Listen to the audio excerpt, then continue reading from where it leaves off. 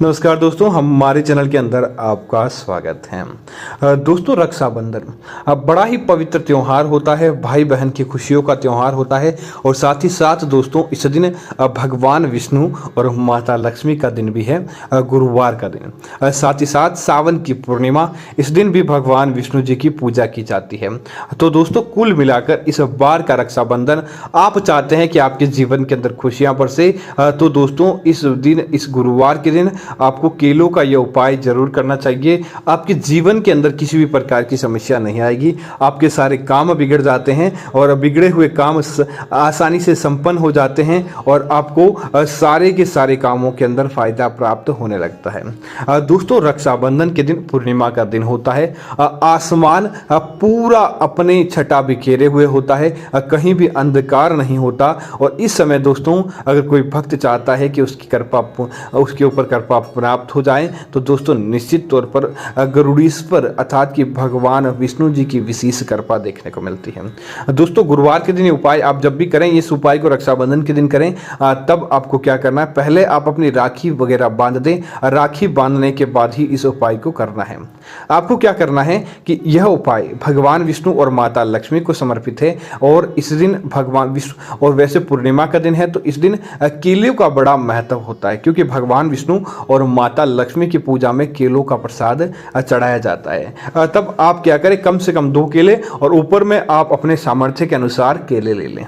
उसके बाद आप क्या करें कि आप बैठ जाएं भगवान विष्णु और माता लक्ष्मी के सामने, उन्हें आप केले अर्पित करें। और साथ ही साथ क्या करें कि आपको लौंग, दोस्तों लौंग क्या होता है कि सिर्फ और सिर्फ आपके रसोई का स्वाद नहीं बढ़ाता, बल्कि ज्योतिष शास्त्र के अंदर यह बड़ी से बड़ी मुश्किलात को दूर करके, बड़ी से बड़ी समस्याओं को दूर करके आपके जीवन को अंधकार से पूर्णिमा के उपजास की भांति लेकर जाता है।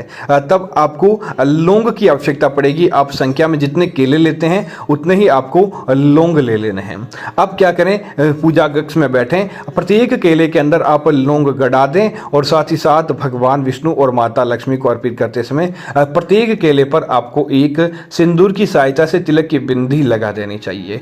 दोस्तों, लाल सिंदूर की बिंदी दोस्तों माता लक्ष्मी का प्रतीक होती है, जिससे माँ लक्ष्मी बहुत अत्यधिक मात्रा में प्रसन्न होती है और वह आपके साथ आपके जीवन की जो तमाम मुश्किलें हैं उन्हें दूर करने का काम करती है। अब दोस्तों, थोड़ी सी हल्दी ले लें।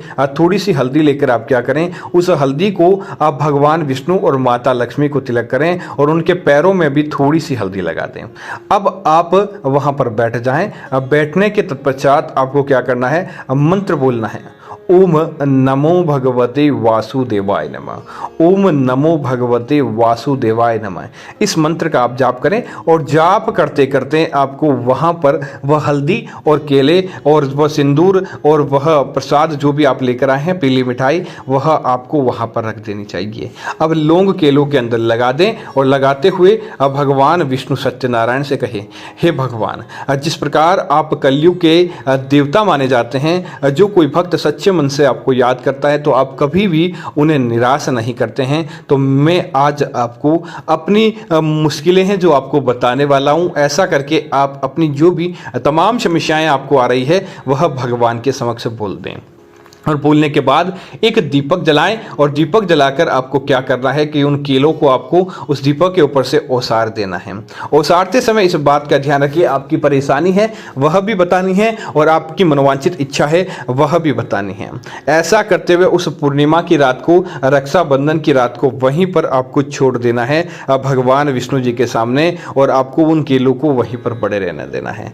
आप उसके बाद क्या करें कि सुबह जल्दी उठें। जल्दी उठकर आपको स्नान आदि कर लेना चाहिए। और दोस्तों, जो केले होते हैं उन केले को आप क्या करें, आपके आसपास कहीं भी, पहले तो आप परिवार के सारे सदस्य, एक केले का प्रसाद तो आप परिवार के सारे सदस्य ग्रहण करें। और दूसरे जो केले होते हैं, जो केले ज़्यादा बच जाते हैं, उन केलों का प्रसाद आपको क्या करना है, आपके आसपास कहीं भी गौशाला है, गौमाता आपको दिखाई देती है, गौमाता को वह प्रसाद खिला दें। दोस्तों, आप देखेंगे कि आपकी जो तमाम समस्याएं थी वह दूर हो जाती है। देखते ही देखते भगवान विष्णु आपकी खुशियों का भंडार आपके आपके घर के अंदर भर देते हैं। जो आपकी समस्याएं थी वह आपके अच्छे कामों में बदल जाती है, आपकी समस्याएं समाप्त हो जाती है और भगवान विष्णु और माता लक्ष्मी का आशीर्वाद आपकी कुंडली के ऊपर देखने को मिल जाता है। अब दोस्तों दूसरी चीज आपने क्या किया था कि भगवान विष्णु और माता लक्ष्मी को आपने हल्दी चढ़ाई थी। और दोस्तों पूर्णिमा का दिन है और चमत्कारी सावन की पूर्णिमा बार बार नहीं आती।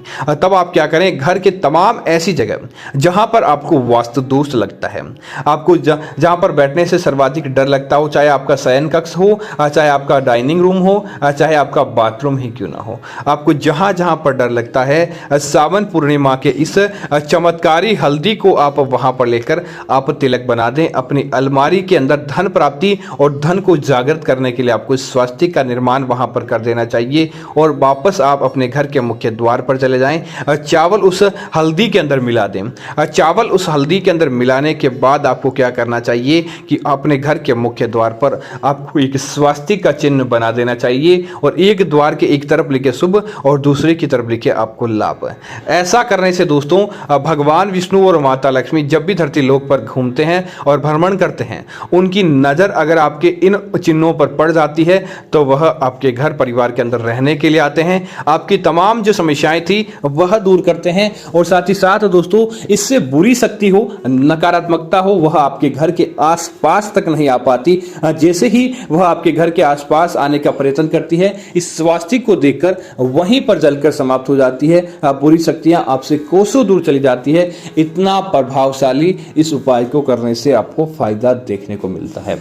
दोस्तों इसी तरह सावन पूर्णिमा के दिन कुछ बातों का भी विशेष आपको ध्यान रखना चाहिए। जैसे घर की महिलाओं के साथ, क्योंकि दोस्तों इस दिन लक्ष्मी जी का त्योहार है और लक्ष्मी जी इस दिन भगवान विष्णु के साथ पूजी जाती है। तो वैसे तो कहे तो कभी भी नहीं, लेकिन सावन पूर्णिमा के दिन विशेष तौर से ध्यान रहे, भूल कर भी आपको महिलाओं का अपमान नहीं करना चाहिए। इस दिन महिलाओं का सम्मान करें, घर के बड़े बुजुर्गों का सम्मान करें, घर की माताओं बहनों का सम्मान करें। निश्चित तौर पर आपको फायदा देखने को मिलेगा। भगवान की असीम कृपा आपके ऊपर और आपके घर परिवार के ऊपर देखने को मिल जाती है।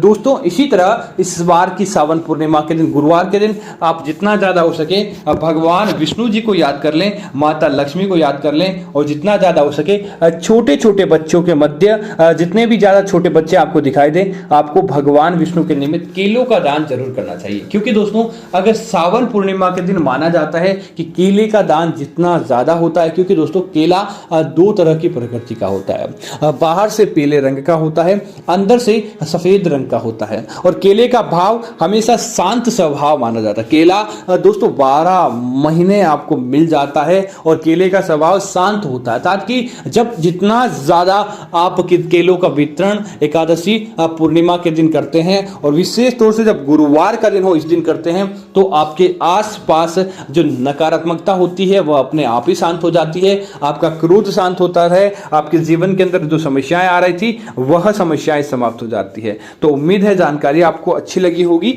ऐसी अन्य जानकारी देखने के लिए कृपया आप हमारे चैनल को सब्सक्राइब करना ना भूलें। धन्यवाद मित्रों, जय श्री राम मित्रों।